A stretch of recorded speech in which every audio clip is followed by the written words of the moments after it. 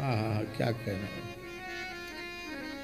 प्रियादास जी कहते हैं वेश्या का प्रसंग सुनो। लोगों को बड़ा आश्चर्य हुआ, कान खड़े हो गए। भक्तों की संतों की कथा कहते कहते क्या बुद्धि में आ गया, वेश्या को प्रसंग सुनो। अरे वेश्या की कथा सुनने बैठे हैं। बोलिए वेश्या का प्रसंग कहने के लिए है अति रस रंग भर्यो, अत्यंत प्रेम रस के रंग से ये भरा हुआ चरित्र है। अनंत संपत्ति घर में भरी हुई है, लेकिन वह बार बार सोचती है कि रंगनाथ धाम में निवास करते हुए भी इतनी अकूत संपत्ति मेरे पास होने के बाद भी यह धन मेरे किसी काम का नहीं। देखिए, एक रहस्य है इस चरित्र में माता जी। वेश्याएं तो संसार में कितनी भई और कितनी होती रहेंगी, लेकिन इस वेश्या के कल्याण में विशेष हेतु तो आचार्य की कृपा करुणा और श्री रंगनाथ जी की पतित पावनता ये है। पर इसके भी मूल में जो वेश्या के कल्याण की व्यवस्था भगवत संकल्प से बनी, उसके मूल में ये है कि रंगनाथ धाम में रहने वाली वह वेश्या यह पश्चाताप करती है कि मैं भू वैकुंठ में रहते हुए भी, रंगनाथ क्षेत्र में निवास करते हुए भी, इतना धन होने के बाद भी मेरा जीवन, मेरा तन, मेरा धन किसी काम का नहीं। ये विशेष बात है। उसके मन का जो यह पश्चाताप है कि भर्यो घर धन अहो एपे कौन काम को, मेरा धन किस काम का। जीव कितना भी अपराधी क्यों न हो, यदि वह हृदय से अपने अपराध को स्वीकार करता है और उसके लिए पश्चाताप करता है, तो करुणा वरुणालय प्रभु की ओर से उसके परम कल्याण की व्यवस्था संपादित होती ही है, इसमें संदेह नहीं। और भगवान ने व्यवस्था बना दी। जगत गुरु श्रीमदाद्य रामानंदाचार्य जी अपनी जमात के सहित आ रहे थे। कितने संत थे जमात में महाराज जी? 750। कितने थे? और उन 750 संतों में 40 तो परम सिद्ध थे। उनमें श्री कबीरदास जी भी थे, रैदास जी भी थे, धनाजी भी थे, सेन जी थे। 40 तो ऐसे थे जो पूर्ण भगवत साक्षात्कार संपन्न थे। इतनी विशाल जमात लेकर आचार्य चरण चल रहे थे। संध्या काल हो गया। एक सुंदर सरोवर दिखाई पड़ा, विशाल बगीचा दिखाई पड़ा। तो मन में आया कि बहुत अच्छा है, रंगम क्षेत्र में तो आ ही गए हैं, तो कहीं न कहीं नहीं निवास करना है। तो इतना सुंदर बगीचा है, पुष्करणी है, सरोवर है, जल का और वृक्ष जंगल का सुपास संतों को मिल जाए तो बहुत है। भगवत ऋषि जी की एक साखी है। भगवत ऋषि जी कहते हैं, नदी किनारो गिरि शिखर बाग इको सो देख, भगवत जन बिल में तहां बाढ़े भजन विषय।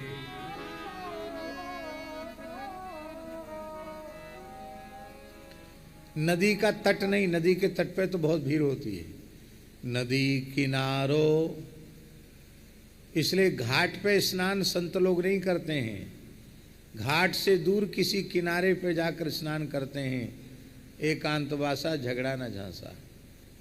यहाँ जो श्री रामानंद संत सेवाश्रम है श्रीरंगम में, वहाँ भी कावेरी का तट इतना सुंदर है, ऐसे लगता है मानो विरक्त संतों के लिए ही कावेरी जी ने वो तट का तट को प्रकट किया है। अब थोड़ा बालू में चलना पड़ता है, कम से कम आधा पौन किलोमीटर चलना, फिर आधा पौन किलोमीटर आना। नहीं तो पहले बार जब हम जहाँ गए थे स्नान करने, उसके जैसा तो कोई स्थल ही नहीं। श्री रंगनाथ भगवान का जल वहीं से नित्य आता है, वहीं हाथी जाता है और वहीं से गाजे बाजे से मंत्रोच्चार पूर्व भगवान रंगनाथ की जल यात्रा नित्य प्रति वहीं से होती है। तो नदी का किनारा, पर्वत का शिखर और एकांत बाग, इनमें से कोई एक बढ़िया सी सुपास की जगह साधुओं को मिल जाए तो भगवत जन बिल में तहां। क्यों? बोले बाढ़े भजन अभिषेक। और देख लो, विश्वामित्र जी जनकपुर पधारे तो नगर में घुसे ही नहीं। नगर के निकट सुंदर अमराई देखी, सरोवर देखा, बगीचा देखा।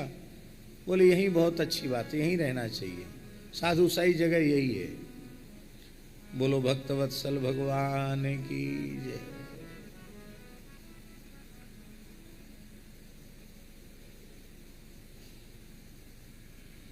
अब हम लोगों को साधु साई जगह नहीं चाहिए, अब तो होटल साई जगह चाहिए। होटल जैसी जगह हो वही ज्यादा अच्छा। महाराज जी अब तो बहुत व्यवस्थाएं हो गई संतों में। नहीं, पुराने संतों में ठाकुर जी का मंदिर, कुठार, रसोई घर और पंगत घर इतना ही बना हुआ होता था। बाकी संत निवास के नाम पर एक बड़ा हॉल होता था। जहाँ अलग से संत निवास नहीं होता था, वहाँ ठाकुर जी के जगमोहन में ही संतों का आसन लगा रहता था।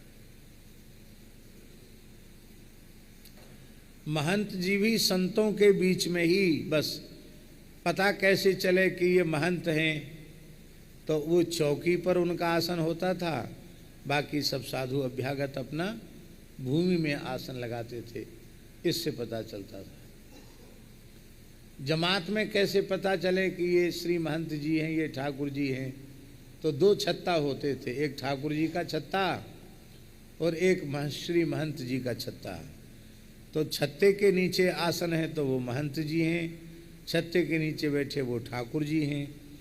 और ऐसी व्यवस्था नहीं थी पुराने समय में कि रसोई में सेवा करने के लिए कोई तैयार नहीं और बन के तैयार भई नहीं, भोग अभी गया ही नहीं ठाकुर जी को, और अपने अपने पात्र लेके आ गए कि हमारे ठाकुर जी का भोग दीजिए।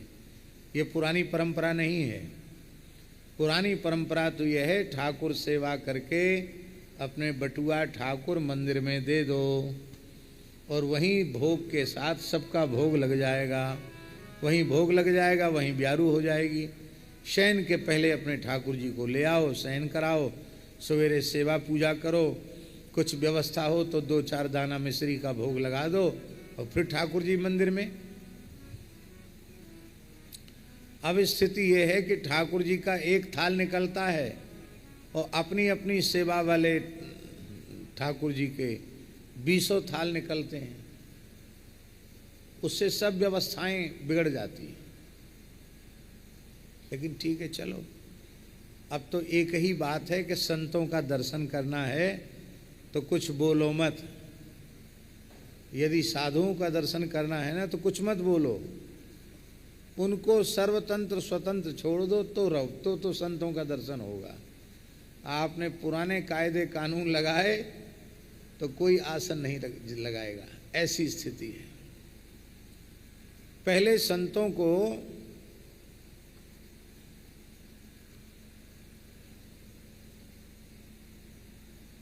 आसन लगाने की आज्ञा संत पूछते। ठाकुर जी को दंडोत किया, महंत जी को दंडोत किया, से तारा आओ आओ आओ संत भगवान, महाराज जी आज्ञा करिए कहाँ आसन लगावें। सेवा बताइए, ये कहते आसन लगाने की जगह नहीं, सेवा बताइए। अरे महाराज अभी तो आप पधारे ही हो, आसन लगाओ। तो दूसरे दिन भी वो पूछता, महाराज जी कोई सेवा? आरती स्तुति में खड़े होना सेवा नहीं है, पंचायती सब्जी अमनिया में, साग अमनिया में उपस्थित हो जाना, दाल चावल अमनिया में उपस्थित हो जाना सेवा में नहीं। ये पंचायती सेवा सेवा में नहीं गिनाई जाती, एक जिम्मेवारी वाली सेवा। ये तो पंचायती सेवा सबको करना चाहिए।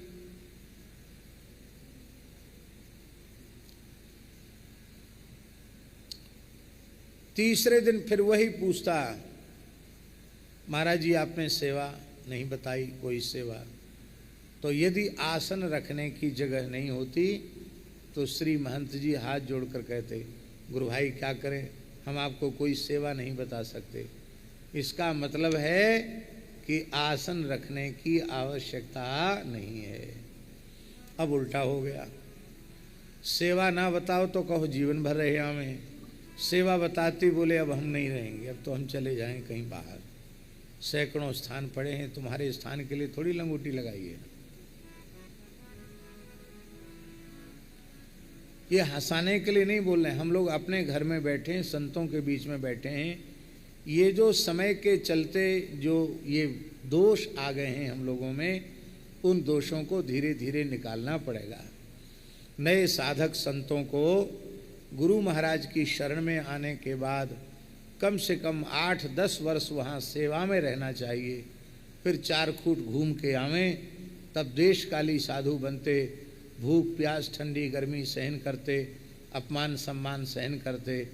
फिर गुरु महाराज देख लेते तो कह देते, जाओ अब श्रीरंगम में बैठकर सेवा करो, जाओ अब कन्याकुमारी में बैठ के सेवा करो, जाओ अब केदारनाथ जी में बैठ के सेवा करो। ऐसा नहीं होता था कि अभी उसको कोई ज्ञान ही नहीं है तुरंत बिठा दिया, उसको क्या पता सेवा का, क्या सेवा होती कैसे। हमारे यहाँ महाराज जी आपने भी देखा होगा, बहुत पहले एक संत आते थे खाक चौक में, भले बाबा, हर बात में कहते थे भले भले। जिला मंदसौर है मध्य प्रदेश में, वहाँ के महंत थे, हर साल यज्ञ कराते थे, बहुत त्यागी तपस्वी उनके यज्ञ में पहुँचते थे। अब तो उनका शरीर नहीं है, लगभग 100 साल के होकर के गए, और त्यागी तपस्वी बड़ी संख्या में पहुंचते थे। वो वहाँ आसपास अफीम की खेती होती थी, और लोग उनको, हनुमान जी को थोड़ी अफीम चढ़ाते थे खेत की, और ज़्यादा कुछ नहीं बेचारे, थोड़ी थोड़ी वही प्रसाद रूप में बांट देते थे। बहुत महात्मा जाते थे उनके यहाँ। सावन भादों 2 महीना रहते थे वो खाक चौक में, और बाकी 8 महीना रहते थे अपने स्थान में या कहीं और घूमने चले जाते। तो 2 महीना स्थान में रहते महाराज जी, महंत थे स्थान के, तो वृद्ध शरीर था, 90 वर्ष से ऊपर की आयु की बात बता रहे हैं उनकी, और बैठे बैठे पूरे स्थान में झाड़ू लगाते रहते। आज इधर लगा दिया, दोपहर बाद वहाँ लगा दिया, रात को वहाँ, शाम को वहाँ लगा दिया, दिन भर झाड़ू लिए रहते हाथ में। प्रसाद पाया, थोड़ा विश्राम किया, झाड़ू लेके सेवा में लग गए। तो एक दिन पूज्य पहाड़ी बाबा महाराज ने डांट कर कहे, भले आओ महाराज, अरे हमारे यहाँ झाड़ू बहारू करने वाले सब आते हैं सेवक, क्यों लगे रहते हो, महंत हो करके झाड़ू लगाते हो यहाँ, खबरदार जो झाड़ू लगाई तो राम राम नहीं किया जाता एक आसन पर बैठ के, राम राम कर, राम राम कर।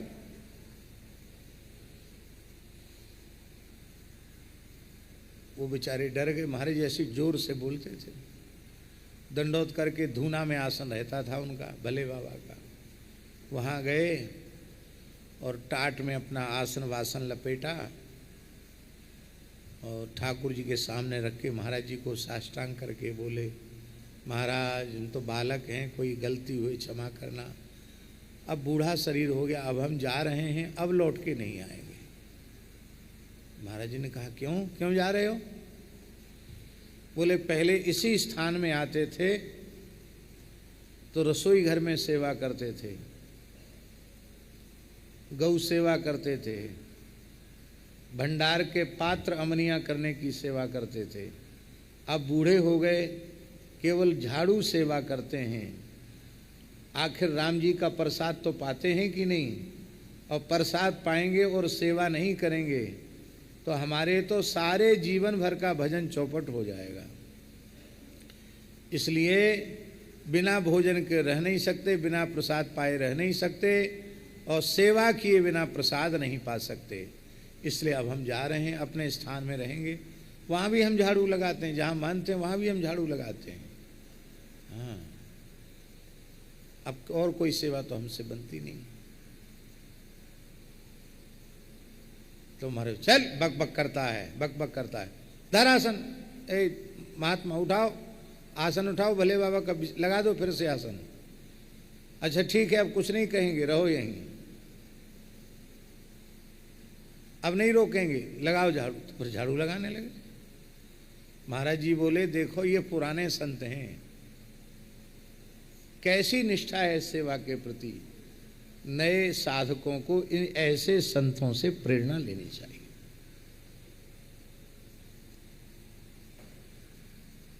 तो सेवा न बताना इसका मतलब है वह आसन रखने की जगह नहीं है। कोई न कोई सेवा अवश्य करनी चाहिए। आप सोचो महाराज जी कितने खरे महात्मा थे। हमको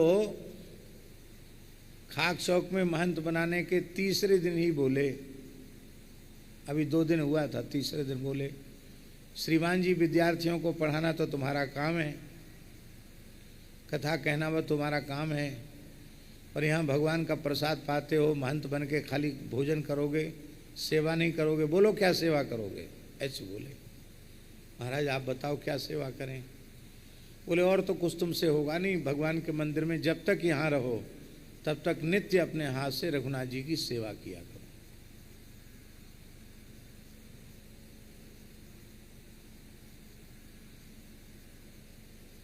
हमारी जूठी थाली भी कोई उठाकर ले जाए तो उनकी नजर कड़ी हो जाती थी, कहते बुढ़ा हो गया है क्या।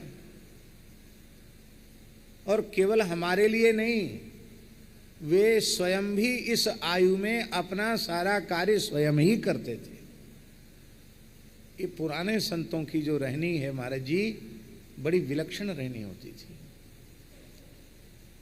तो एकांत बगीचा, हाँ तो हम ये कह रहे थे कि अलग अलग अटैच कमरे बनाने की संस्कृति प्राचीन संस्कृति नहीं थी। बस कुठार भंडार छाया में हो गया, पंगत घर हो गया। अब अलग से संत निवास की जगह नहीं है तो ठाकुर जी के जगमोहन में ही साधु आसन लगा लेते, मैदान में चले जाते, कुआ कुइया पर अपना लोटा डोर कमंडल से नहा लेते। यही व्यवस्थाएं थी पुरानी, और अलग से कोई व्यवस्थाएं नहीं थी। जब से हम लोगों में कमरे की संस्कृति विकसित हुई है तब से साधुता खराब हुई।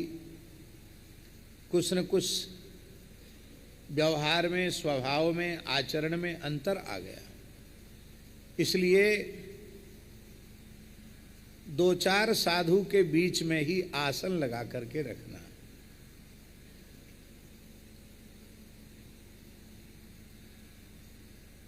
हमको अभी भी खूब अलग से व्यवस्था सब जगह मिल जाती है, लेकिन फिर भी हम 1-2 मूर्ति कहते यहीं सो।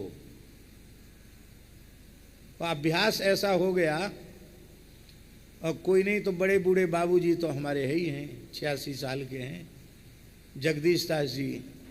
अब जगदीश दास जी नाम इनका प्रसिद्ध नहीं, बाबूजी नाम पड़ गया तो सब बाबूजी कहते हैं, बाबा जी, लेकिन कहते सब बाबूजी हैं। तो और कोई नहीं तो यही आसन लगा लेते हैं, चलो कोई बात नहीं।